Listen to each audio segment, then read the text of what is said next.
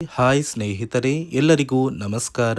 ನೋಡಿ, ಪ್ರತಿಯೊಂದು ಗೃಹಲಕ್ಷ್ಮಿ ಫಲಾನುಭವಿಗಳ ಬ್ಯಾಂಕ್ ಖಾತೆಗೆ ಕೊನೆಗೂ 3 ತಿಂಗಳ 6,000 ಹಣನ ಒಟ್ಟಿಗೆ ಜಮಾ ಮಾಡುವುದಾಗಿ ಸರ್ಕಾರ ಭರ್ಜರಿ ಗುಡ್ಡಿಸ್ನ ಕೊಟ್ಟಿದ್ದು, ಈಗಾಗಲೇ 6,000 ಹಣ ಜಮಾ ಆಗೋದಕ್ಕೆ ಶುರುವಾಗಿದೆ.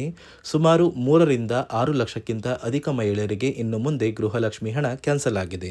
ನಿಮ್ಮ ಬ್ಯಾಂಕ್ ಖಾತೆಗೆ ಹಣ ಬರಬೇಕು ಅಂದರೆ ನೀವೆಲ್ಲ ಆದಷ್ಟು ಬೇಗ ಗೃಹಲಕ್ಷ್ಮಿಗೆ ಮರು ಅರ್ಜಿನ ಹಾಕಬೇಕು ಮತ್ತು ಹೊಸ ನಿಯಮಗಳನ್ನ ಪಾಲಿಸಬೇಕು. ಈಗಾಗಲೇ 6,000 ಹಣ ಬಂದಿರೋದಕ್ಕೆ ಒಂದು ಪ್ರೂಫ್ ಕೂಡ ಕೊಡ್ತಾ ಇದ್ದೀನಿ. ಬ್ಯಾಂಕ್ ಖಾತೆಗೆ ಬಂದಿರುವ ಒಂದು ಮೆಸೇಜ್ ಕೂಡ ನೋಡ್ಬೋದು.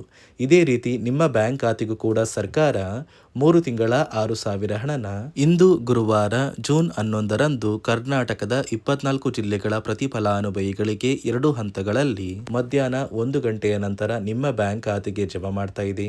ಅದೇ ರೀತಿ ರೇಷನ್ ಕಾರ್ಡ್ ದಾರರಿಗೂ ಕೂಡ ಸರ್ಕಾರ ಭರ್ಜರಿ ಗುಡ್ಡಿಸ್ನ ಕೊಟ್ಟಿದ್ದು, ಹೊಸ ರೇಷನ್ ಕಾರ್ಡ್ಗೆ ಅರ್ಜಿ ಕೂಡ ಸ್ವೀಕಾರ ಮಾಡ್ತಾ ಇದೆ. ಹಾಗಾದ್ರೆ ಸರ್ಕಾರದಿಂದ ಏನೆಲ್ಲ ಮಾಹಿತಿ ಬಂದಿದೆ ಅಂತ ತಿಳ್ಕೊಳ್ಳೋಣ. ಅದಕ್ಕಿಂತ ಮೊದಲು ನೀವೇನಾದ್ರೂ ನನ್ನ ಚಾನಲ್ನ ಸಬ್ಸ್ಕ್ರೈಬ್ ಆಗಿಲ್ಲ ಅಂದರೆ ದಯವಿಟ್ಟು ಪ್ರತಿಯೊಬ್ಬರು ಚಾನಲ್ನ ಸಬ್ಸ್ಕ್ರೈಬ್ ಮಾಡ್ಕೊಳ್ಳಿ, ಹಾಗೆ ವಿಡಿಯೋಗೆ ಒಂದು ಲೈಕ್ನ ಕೊಡಿ. ಹೌದು ವೀಕ್ಷಕರೇ, ಪ್ರತಿಯೊಂದು ಗೃಹಲಕ್ಷ್ಮಿ ಫಲಾನುಭವಿಗಳಿಗೆ ಒಟ್ಟಿಗೆ 3 ತಿಂಗಳ 6,000 ಹಣನ ಜಮಾ ಮಾಡ್ತೀವಿ ಅಂತ ಸಚಿವೆ ಲಕ್ಷ್ಮಿ ಹೆಬ್ಬಾಳ್ಕರ್ ಅವರು ಭರ್ಜರಿ ಗುಡ್ಡಿಸ್ನ ಕೊಟ್ಟಿದ್ದಾರೆ. ಈಗಾಗಲೇ ಸಾಕಷ್ಟು ಫಲಾನುಭವಿಗಳಿಗೆ ಈ ಜೂನ್ ತಿಂಗಳ 32ನೇ ಕಂತು, ಮೇ ತಿಂಗಳ 31ನೇ ಕಂತು ಹಾಗೂ ಏಪ್ರಿಲ್ ತಿಂಗಳ 30ನೇ ಕಂತು, ಈ 3 ತಿಂಗಳ 6,000 ಹಣ ಜಮಾ ಆಗಿದ್ದು, ನೀವು ಈ 6,000 ಹಣನ ಪಡಿಬೇಕು ಅಂದರೆ ಆದಷ್ಟು ಬೇಗ ಗೃಹಲಕ್ಷ್ಮಿಗೆ ಮರು ಅರ್ಜಿನ ಹಾಕಬೇಕಾಗುತ್ತೆ ಮತ್ತು ಸರ್ಕಾರದಿಂದ ಇತ್ತೀಚೆಗೆ ಬಂದಿರುವ ಹೊಸ ನಿಯಮಗಳನ್ನ ನೀವೆಲ್ಲರೂ ಕಡ್ಡಾಯವಾಗಿ ಪಾಲಿಸಬೇಕು. ಹಾಗಾದರೆ ಸರ್ಕಾರದಿಂದ ಯಾವ ಫಲಾನುಭವಿಗಳಿಗೆ ಹಣ ಬರ್ತಾ ಇದೆ ಮತ್ತು ಯಾರಿಗೆಲ್ಲ ಕ್ಯಾನ್ಸಲ್ ಆಗಿದ್ದು ಏನೆಲ್ಲ ಹೊಸ ಬದಲಾವಣೆಗಳು ಬಂದಿದೆ ಅಂತ ನಾನು ನಿಮಗೆ ತಿಳಿಸ್ಕೊಡ್ತಾ ಇದ್ದೀನಿ.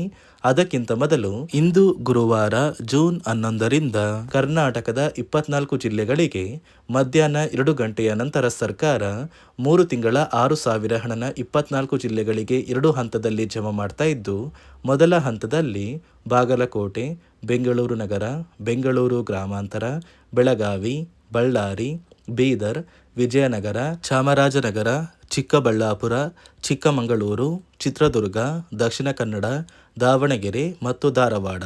ಅದೇ ರೀತಿ ಎರಡನೆಯ ಹಂತದಲ್ಲಿ ಯಾದಗಿರಿ, ಉತ್ತರ ಕನ್ನಡ, ಉಡುಪಿ, ತುಮಕೂರು, ಶಿವಮೊಗ್ಗ, ರಾಮನಗರ, ರಾಯಚೂರು, ಮೈಸೂರು, ಮಂಡ್ಯ, ಕೊಪ್ಪಳ, ಕೋಲಾರ, ಕೊಡಗು, ಹಾವೇರಿ, ಹಾಸನ, ಕಲಬುರಗಿ ಮತ್ತು ಗದಗ, ಹೀಗೆ 2 ಹಂತಗಳಲ್ಲಿ ಪ್ರತಿ ಫಲಾನುಭವಿಗಳಿಗೆ 3 ತಿಂಗಳ 6,000 ಗೃಹಲಕ್ಷ್ಮಿ ಹಣನ ಸರ್ಕಾರ ಜಮಾ ಮಾಡ್ತಾ ಇದೆ. ಆದರೆ ಸಾಕಷ್ಟು ಫಲಾನುಭವಿಗಳಿಗೆ ಗೃಹಲಕ್ಷ್ಮಿ ಹಣ ಕ್ಯಾನ್ಸಲ್ ಆಗಿದೆ. ನಿಮ್ಮ ಬ್ಯಾಂಕ್ ಖಾತೆಗೆ ಹಣ ಬರಬೇಕು ಅಂದರೆ ನೀವು ಗೃಹಲಕ್ಷ್ಮಿಗೆ ಮರು ಅರ್ಜಿನ ಕಡ್ಡಾಯವಾಗಿ ಹಾಕಬೇಕು ಮತ್ತು ಹೊಸ ನಿಯಮಗಳನ್ನ ಪಾಲಿಸಬೇಕು. ಹಾಗಾದರೆ ಸರ್ಕಾರದಿಂದ ಏನೆಲ್ಲ ಬದಲಾವಣೆಗಳು ಬಂದಿದೆ ಅಂತ ಕೂಡ ನಾನು ನಿಮಗೆ ತಿಳಿಸ್ಕೊಡ್ತಾ ಇದ್ದೀನಿ. ನಿಮ್ಮ ಬ್ಯಾಂಕ್ ಖಾತೆಗೆ ಗೃಹಲಕ್ಷ್ಮಿ ಯೋಜನೆಯ 3 ತಿಂಗಳ 6,000 ಹಣ ಜಮಾ ಆಗಬೇಕು ಅಂದರೆ ನೀವು ಆದಷ್ಟು ಬೇಗ ಗೃಹಲಕ್ಷ್ಮಿಗೆ ಮರು ಅರ್ಜಿನ ಹಾಕೋದು ಕಡ್ಡಾಯ. ಯಾವ ಕಾರಣಕ್ಕೆ ನೀವು ಮರು ಅರ್ಜಿ ಹಾಕಬೇಕು ಅಂತ ಕೂಡ ತಿಳಿಸ್ಕೊಡ್ತಾ ಇದ್ದೀನಿ. ನೋಡಿ ವೀಕ್ಷಕರೇ, ಸುಮಾರು 2 ರಿಂದ 3 ಲಕ್ಷಕ್ಕಿಂತ ಅಧಿಕ ಮಹಿಳೆಯರಿಗೆ ಗೃಹಲಕ್ಷ್ಮಿ ಹಣನ ಸರ್ಕಾರ ಕ್ಯಾನ್ಸಲ್ ಮಾಡಿದೆ. ಯಾಕಂದರೆ ಈ 3 ಲಕ್ಷಕ್ಕಿಂತ ಅಧಿಕ ಫಲಾನುಭವಿಗಳ ಬ್ಯಾಂಕ್ ಖಾತೆಗೆ ಪ್ರತಿ ತಿಂಗಳು ಗೃಹಲಕ್ಷ್ಮಿ ಹಣ ಜಮಾ ಆಗ್ತಾ ಇತ್ತು. ಸುಮಾರು ಸಾಕಷ್ಟು ಫಲಾನುಭವಿಗಳು ಮರಣ ಹೊಂದಿದ್ದಾರೆ. ಆ ಮರಣ ಹೊಂದಿರುವ ಫಲಾನುಭವಿಗಳ ಒಂದು ಸಂಖ್ಯೆ 2 ಲಕ್ಷಕ್ಕಿಂತ ಜಾಸ್ತಿ ಇದೆ. ಇದೇ ಕಾರಣಕ್ಕೆ ಪ್ರತಿ ಫಲಾನುಭವಿಗಳು ಗೃಹಲಕ್ಷ್ಮಿಗೆ ಮರು ಅರ್ಜಿನ ಹಾಕಿ ನಿಮ್ಮ ಬ್ಯಾಂಕ್ ಖಾತೆಗೆ ನೀವು ಹಣ ಪಡಿಬೇಕು. ಇಲ್ಲಿ ಮರು ಅರ್ಜಿ ಹಾಕುವ ಮೂಲಕ ಸರ್ಕಾರಕ್ಕೆ ನೀವು ಇನ್ನೂ ಕೂಡ ಗೃಹಲಕ್ಷ್ಮಿ ಹಣನ ಪಡಿತಾ ಇದ್ದೀರಿ ಅಂತ ತಿಳಿದು ಬರುತ್ತೆ. ಮತ್ತು ಯಾರೆಲ್ಲ ಫಲಾನುಭವಿಗಳು ಮರು ಅರ್ಜಿನ ಹಾಕೋಲ್ಲ ಅಂತಹ ಫಲಾನುಭವಿಗಳ ಒಂದು ಹೆಸರನ್ನ ಗೃಹಲಕ್ಷ್ಮಿ ಯೋಜನೆಯ ಅರ್ಹರ ಪಟ್ಟಿಯಿಂದ ಸರ್ಕಾರ ಕ್ಯಾನ್ಸಲ್ ಮಾಡುತ್ತೆ. ಸರ್ಕಾರಕ್ಕೆ 2 ಲಕ್ಷಕ್ಕಿಂತ ಅಧಿಕ ಮಹಿಳೆಯರು ಮರಣ ಹೊಂದಿರೋದು ತಿಳಿದು ಬಂದಿದೆ. ಇದೇ ಕಾರಣಕ್ಕೆ ಈ ಜೂನ್ ತಿಂಗಳಲ್ಲಿ ಸರ್ಕಾರದಿಂದ ನೇಮಕಗೊಂಡಿರುವ ಕೆಲವು ಅಧಿಕಾರಿಗಳು ನಿಮ್ಮ ಮನೆ ಬಾಗಿಲಿಗೆ ಬಂದು ಪ್ರತಿ ಫಲಾನುಭವಿಗಳ ಒಂದು ದಾಖಲಾತಿಗಳನ್ನ ಮರುಪರಿಶೀಲನೆ ಮಾಡಿ ಮತ್ತೆ ಅರ್ಜಿನ ಹಾಕ್ಸ್ಕೊಂಡು ಹೋಗ್ತಾರೆ. ನಂತರ ನಿಮ್ಮ ಬ್ಯಾಂಕ್ ಖಾತೆಗೆ 3 ತಿಂಗಳ 6,000 ಹಣ ಬರುತ್ತೆ.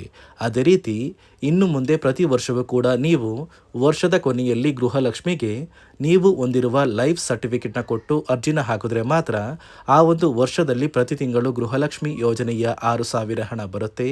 ಈಗಾಗಲೇ ಫಲಾನುಭವಿಗಳಿಗೆ ಗೃಹಲಕ್ಷ್ಮಿ ಹಣ ಜಮಾ ಆಗೋದಕ್ಕೆ ಸ್ಟಾರ್ಟ್ ಆಗಿದೆ.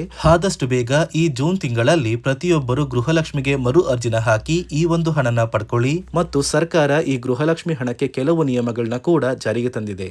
ಅದೇ ರೀತಿ ರೇಷನ್ ಕಾರ್ಡ್ ಹೊಂದಿರುವ ಪ್ರತಿಯೊಂದು ಕಾರ್ಡ್ದಾರರಿಗೂ ಕೂಡ ಸರ್ಕಾರ 3 ಮುಖ್ಯವಾದ ಭರ್ಜರಿ ಗುಡ್ಡಿಸ್ನ ಕೊಟ್ಟಿದ್ದು, ಮೊದಲ ಒಂದು ಗುಡ್ ನ್ಯೂಸ್ ಬಂದು ಸರ್ಕಾರ ಹೊಸ ರೇಷನ್ ಕಾರ್ಡ್ಗೆ ಅರ್ಜಿನ ಸ್ವೀಕಾರ ಮಾಡ್ತಾ ಇದೆ.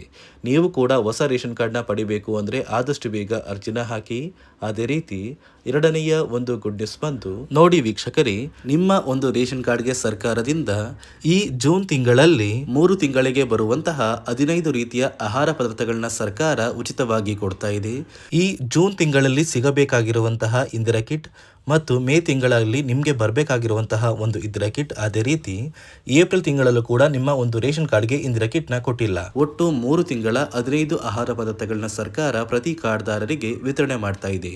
ಮೂರನೆಯ ಒಂದು ಗುಡ್ ನ್ಯೂಸ್ ಬಂದು, ಇನ್ನು ಮುಂದೆ ನೀವು ಉಚಿತ ಅಕ್ಕಿ ಪಡಿಬೇಕು ಅಂದರೆ ಆ ಒಂದು ಬಯೋಮೆಟ್ರಿಕ್ ಮಷಿನ್ ಮೇಲೆ ಬೆರಳಿಡುವಂತಹ ಅವಶ್ಯಕತೆ ಇಲ್ಲ. ಯಾಕಂದರೆ ಇದೀಗ ಸರ್ಕಾರ ನಿಮ್ಮ ಒಂದು ಬೆರಳು ಆ ಒಂದು ಮಷಿನಲ್ಲಿ ಎಂಟ್ರಿ ಆಗಿಲ್ಲ ಅಂದರೂ ಕೂಡ ಆ ಒಂದು ಅಧಿಕಾರಿಗಳು ಪುಸ್ತಕದಲ್ಲಿ ನಿಮ್ಮ ಒಂದು ಹೆಸರನ್ನ ಬರ್ಕೊಂಡು ನಿಮ್ಮ ಕಾರ್ಡಿಗೆ ಅಕ್ಕಿನ ಕೊಡಬೇಕು ಅಂತ ಸರ್ಕಾರ ಆದೇಶ ಕೊಟ್ಟಿದ್ದು, ಈ 3 ಗುಡ್ ನ್ಯೂಸ್ನ ಪ್ರತಿಯೊಂದು ಫಲಾನುಭವಿಗಳಿಗೆ ಸರ್ಕಾರ ಕೊಡ್ತಾ ಇದೆ. ಇದರ ಜೊತೆಗೆ ನಿಮ್ಮ ಬ್ಯಾಂಕ್ ಖಾತೆಗೆ ಗೃಹಲಕ್ಷ್ಮಿ ಯೋಜನೆಯ ಹಣ ಇನ್ನು ಮುಂದೆ ಬರಬೇಕು ಅಂದರೆ 5 ರೀತಿಯ ಹೊಸ ನಿಯಮಗಳನ್ನ ನೀವು ಪಾಲಿಸಬೇಕು ಅಂತ ಸರ್ಕಾರ ಆದೇಶ ಕೊಟ್ಟಿದೆ. ಅದೇ ರೀತಿ ನೋಡಿ ಸ್ನೇಹಿತರೆ, ಈ ಬಾರಿ ಸುಮಾರು 3 ಲಕ್ಷಕ್ಕಿಂತ ಅಧಿಕ ಫಲಾನುಭವಿಗಳ ಬ್ಯಾಂಕ್ ಖಾತೆಗೆ ಸರ್ಕಾರ ಗೃಹಲಕ್ಷ್ಮಿ ಯೋಜನೆಯ ಹಣನ ಜಮಾ ಮಾಡ್ತಾ ಇಲ್ಲ. ಕಾರಣ ಏನು ಅಂದರೆ, ನಿಮ್ಮ ಬ್ಯಾಂಕ್ ಖಾತೆಗೆ ಡೆಬಿಟ್ ಮೂಲಕ ಹಣ ಜಮಾ ಮಾಡುವಂತಹ ಸಂದರ್ಭದಲ್ಲಿ ಸರ್ಕಾರ ಸಾಕಷ್ಟು ಫಲಾನುಭವಿಗಳ ಒಂದು ಬ್ಯಾಂಕ್ ಖಾತೆಗೆ ಹಣ ಜಮಾ ಮಾಡೋದನ್ನು ಕ್ಯಾನ್ಸಲ್ ಮಾಡಿದೆ. ಯಾಕಂದರೆ ಇತ್ತೀಚೆಗೆ ಹಣಕಾಸು ಇಲಾಖೆ ಜಾರಿಗೆ ತಂದಿರುವ 5 ನಿಯಮಗಳ ಆಧಾರದ ಮೇಲೆ ಪ್ರತಿಯೊಂದು ಫಲಾನುಭವಿಗಳಿಗೆ ಸರ್ಕಾರ ಈ ಒಂದು ಹಣನ ಜಮಾ ಮಾಡ್ತಾ ಇದ್ದು, ಯಾರೆಲ್ಲ ಫಲಾನುಭವಿಗಳು ಈ ನಿಯಮಗಳನ್ನ ಪಾಲಿಸಿಲ್ಲ ನಿಮ್ಮ ಬ್ಯಾಂಕ್ ಖಾತೆಗೂ ಕೂಡ ಹಣ ಜಮಾ ಆಗೋದಿಲ್ಲ. ಹಾಗಾದರೆ ಬನ್ನಿ ಸ್ನೇಹಿತರೆ, ಸರ್ಕಾರ ಜಾರಿಗೆ ತಂದಿರುವ ಆ 5 ಹೊಸ ನಿಯಮಗಳು ಏನು ಅಂತ ನಾನು ನಿಮಗೆ ತಿಳಿಸ್ಕೊಡ್ತಾ ಇದ್ದೀನಿ. ನೋಡಿ ಸ್ನೇಹಿತರೆ, ಮೊದಲನೆಯ ಒಂದು ನಿಯಮ ಬಂದು, ಸಾಕಷ್ಟು ಫಲಾನುಭವಿಗಳು ಹೊಂದಿರುವಂತಹ ಒಂದು ರೇಷನ್ ಕಾರ್ಡ್ ಏನಿದೆ ಆ ಒಂದು ರೇಷನ್ ಕಾರ್ಡ್ನ ಮನೆಯ ಸದಸ್ಯರ ಪ್ರತಿಯೊಬ್ಬರ ಒಂದು ಆಧಾರ್ ಕಾರ್ಡ್ನ ನಿಮ್ಮ ರೇಷನ್ ಕಾರ್ಡ್ಗೆ ಕಡ್ಡಾಯವಾಗಿ ಲಿಂಕ್ ಮಾಡಿಸ್ಬೇಕು. ಅಂದರೆ ಈ ಒಂದು ಲಿಂಕ್ ಮಾಡಿಸುವಂತಹ ಒಂದು ಪ್ರೊಸೀಜರ್ಗೆ ಸರ್ಕಾರ KYC ಅಂತ ಕರೀತಾರೆ. ನಿಮ್ಮ ರೇಷನ್ ಕಾರ್ಡ್ಗೆ ಇನ್ನೂ ಸಹ KYC ಆಗಿಲ್ಲ ಅಂದರೆ ನಿಮ್ಮ ಬ್ಯಾಂಕ್ ಖಾತೆಗೆ ಸರ್ಕಾರ ಮುಂದಿನ ದಿನಗಳಲ್ಲಿ ಗೃಹಲಕ್ಷ್ಮಿ ಯೋಜನೆಯ ಹಣನ ಕ್ಯಾನ್ಸಲ್ ಮಾಡುತ್ತೆ. ಅದೇ ರೀತಿ ಎರಡನೆಯ ಒಂದು ನಿಯಮ ಬಂದು, ಸಾಕಷ್ಟು ಫಲಾನುಭವಿಗಳು ಕಳೆದ 3 ತಿಂಗಳಿಂದ ಸರ್ಕಾರದಿಂದ ಬರ್ತಾ ಇರುವಂತಹ ಒಂದು ರೇಷನ್ ಏನಿದೆ ಅಂದರೆ ಉಚಿತ ಅಕ್ಕಿ ಏನಿದೆ ಈ ಒಂದು ರೇಷನ್ನ ಪಡ್ಕೋತಾ ಇಲ್ಲ. ಒಂದು ವೇಳೆ ಕಳೆದ 3 ತಿಂಗಳಿಂದ ನೀವು ರೇಷನ್ನ ಪಡ್ಕೊಂಡಿಲ್ಲ ಅಂದರೆ ಸರ್ಕಾರ ನಿಮ್ಮ ಬಳಿ ಇರುವಂತಹ ಒಂದು ರೇಷನ್ ಕಾರ್ಡ್ನ ಕ್ಯಾನ್ಸಲ್ ಮಾಡುತ್ತೆ. ನಿಮ್ಮ ರೇಷನ್ ಕಾರ್ಡ್ನ ಸರ್ಕಾರ ಕ್ಯಾನ್ಸಲ್ ಮಾಡಿದ್ರೆ ನಿಮ್ಮ ಬ್ಯಾಂಕ್ ಖಾತೆಗೆ ಗೃಹಲಕ್ಷ್ಮಿ ಯೋಜನೆಯ ಹಣ ಇರ್ಬೋದು ಮತ್ತು ಸರ್ಕಾರದಿಂದ ಬರುವಂತಹ ಒಂದು ಸೌಲಭ್ಯಗಳನ್ನ ನೀವು ಕಳ್ಕೋಬೇಕಾಗುತ್ತೆ. ಅದೇ ರೀತಿ ಮೂರನೆಯ ಒಂದು ನಿಯಮ ಬಂದು, ನೋಡಿ ಸ್ನೇಹಿತರೆ, ನಿಮ್ಮ ಬಳಿ ಇರುವಂತಹ ಒಂದು ಆಧಾರ್ ಕಾರ್ಡ್ ಏನಿದೆ ಆ ಒಂದು ಆಧಾರ್ ಕಾರ್ಡ್ನ ಕಳೆದ 15 ವರ್ಷಗಳಲ್ಲಿ ನೀವು ಯಾವುದೇ ರೀತಿಯ ಒಂದು ತಿದ್ದುಪಡಿನ ಮಾಡಿಸಿಲ್ಲ ಅಂದರೆ ನಿಮ್ಮ ಬ್ಯಾಂಕ್ ಖಾತೆಗೆ ಸರ್ಕಾರ ಗೃಹಲಕ್ಷ್ಮಿ ಯೋಜನೆಯ ಹಣನ ಕ್ಯಾನ್ಸಲ್ ಮಾಡುತ್ತೆ.